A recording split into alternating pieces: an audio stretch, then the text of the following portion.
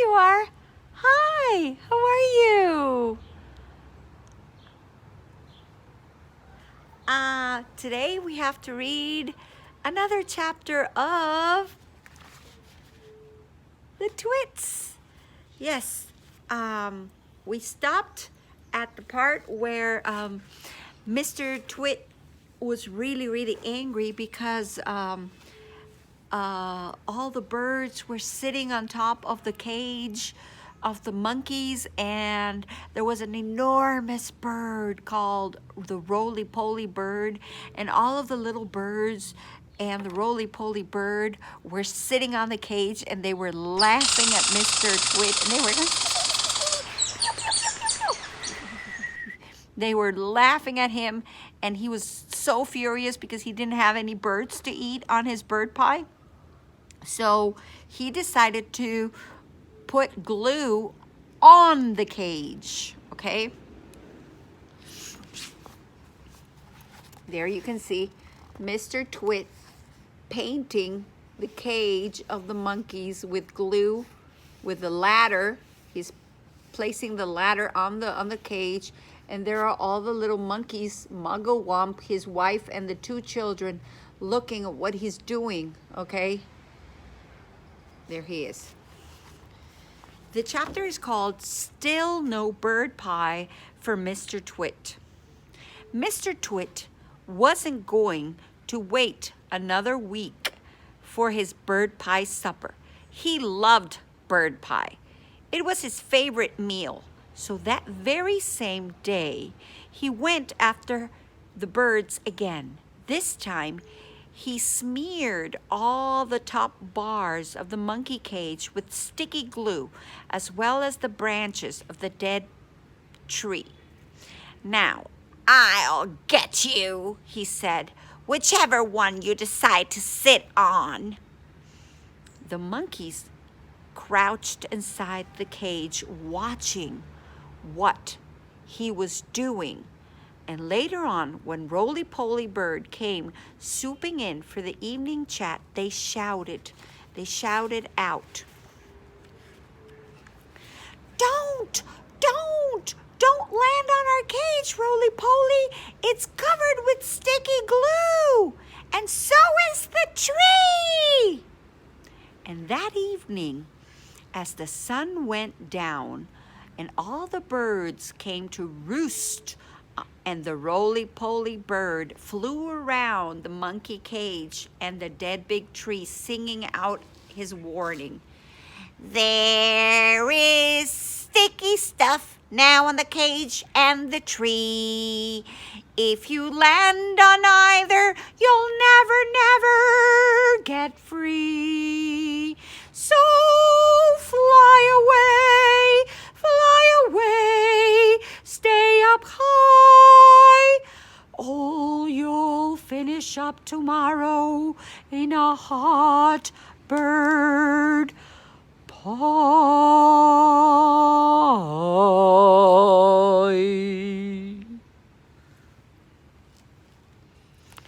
There is the Roly-Poly. The Roly-Poly is flying around the cage, singing. Mr. and Mrs. Twit decide to go off to buy guns. The next morning, Mr. Twit came out with his huge basket, and not a single bird was sitting on either the tree or the cage.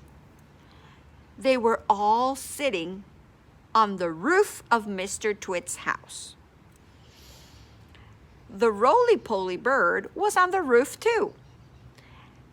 And the monkeys were in the cage, and the whole lot of them were hooting with laughter at Mr. Twit.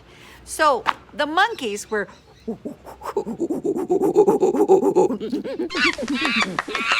they were laughing, right? And the birds were also they were all laughing.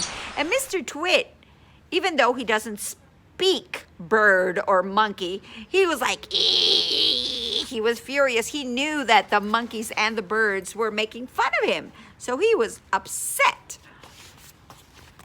Look at all the birds on the roof. There's the chimney of the house. There is the roly-poly. All of the birds are having so much fun. They're looking at Mr. Twit that is furious with his basket. And so what they decide to do, they decide to go and buy guns. Oh, I am going to wipe that silly laugh off your beaks, Mr. Tweet screamed at the birds. I'll get you next time, you filthy feathery frumps. I'm going to wring your necks, the whole lot of you, and I will have you in my pot, bubbling for bird pie before this day is out. How are you going to do that? Said Mrs. Twit, who had come out to see what all the noise was about. I won't have you putting glue all over the roof of our house. Mr. Twit went very close to Mrs. Twit and lowered his voice so that neither the birds or the monkeys could hear what he was saying.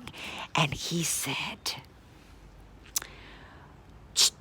I have an idea. We are going to go into the town right away, and we are going to buy guns.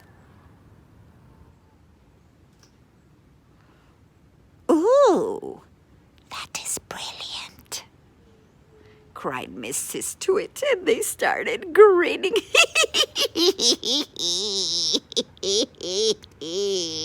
Showing their yellow teeth. We'll buy those big shotguns that will spray 50 bullets or more with each bang. Exactly, said Mr. Twit. Lock up the house while I go and make sure that the monkeys are safely shut away. Mr. Twit went over to the monkey cage. Attention! He barked in fearsome monkey trainer's voice. Upside down! All of you, and jump to it, now! One on top of the other, quick! Get on with it, or you'll feel Mrs. Twit stick across your backsides. There is Mrs. Twit, Mr. Twit, really angry, looking at all the birds that are laughing. And there he is, yelling at the monkeys to go in the upside down position and telling them that if they don't do what he's telling them, Mrs. Twit is going to come and hit them with the walking stick on their backs. She's going to come and hit them on their backs if they don't stay that way. Okay? They're going to go buy the guns and they have to stay that way, like that. Now, stay like that until I come back. Don't move. And don't overbalance. When we return in 2 or 3 hours, I shall expect to find you right there. Do you understand? With that, Mr. Twit marched away, and Mrs. Twit went with him. The monkeys were left alone with the birds. Muggle-Wump has an idea. As soon as Mr. and Mrs. Twit had disappeared down the road, the monkeys went back to their normal position. Quick, quick! Roly-Poly, get the key! Muggle-Wump called Roly-Poly. Roly-Poly! Roly-Poly! Get the key! And Roly-Poly said, Key? What key? The key to the door of the cage. It's hanging on a nail in the shed. That is where he puts it. the roly-poly bird flew down and came back with a key in its beak. Mugglewump reached his hand through the cage and grabbed the key. Okay?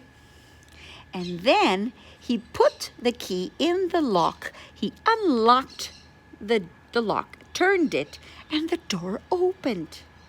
All the 4 monkeys leapt out together. We are free! We are free! We are free! Cried the 2 little ones. Where are we going to go, Dad? Where shall we hide?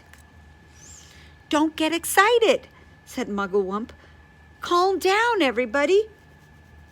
Before we escape this beastly place, we have something very, very important to do. What? We are going to turn these terrible Twits upside down. We are going to do what? What? What are we going to do? I am not joking. We are going to turn both Mr. Twit and Mrs. Twit upside down with their legs up in the air. Don't be ridiculous, the roly-poly bird said. How can we possibly turn those 2 maggoty old monsters upside down? Okay, here you can see the roly-poly bird. There you go. He's bringing the key in his beak. And there is Mugglewump grabbing the key in order to open the cage to be free.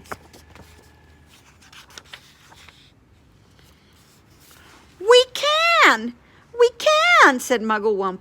We are going to make them stand on their heads for hours and hours, perhaps forever. Let them see what it feels like for a change. How? How are we going to do that? Just let me tell you how.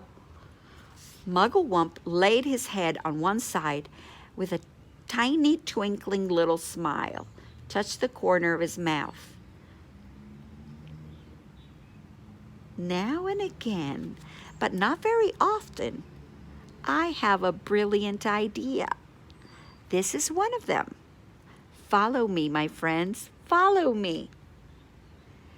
He scampered off towards the house, and the 3 other monkeys and the roly-poly bird went after him.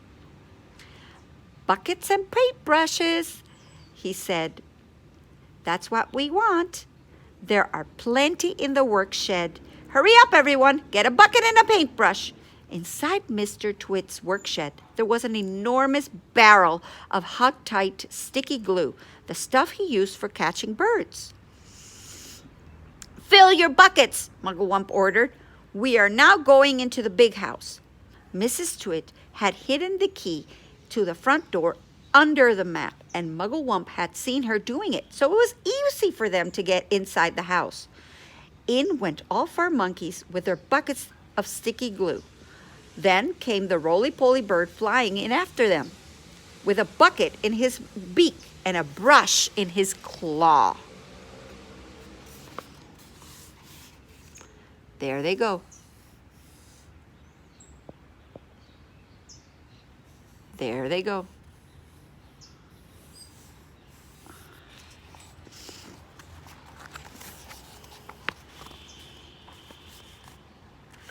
Here they are in the shed. They're getting the glue from the barrel. They're putting it in the buckets.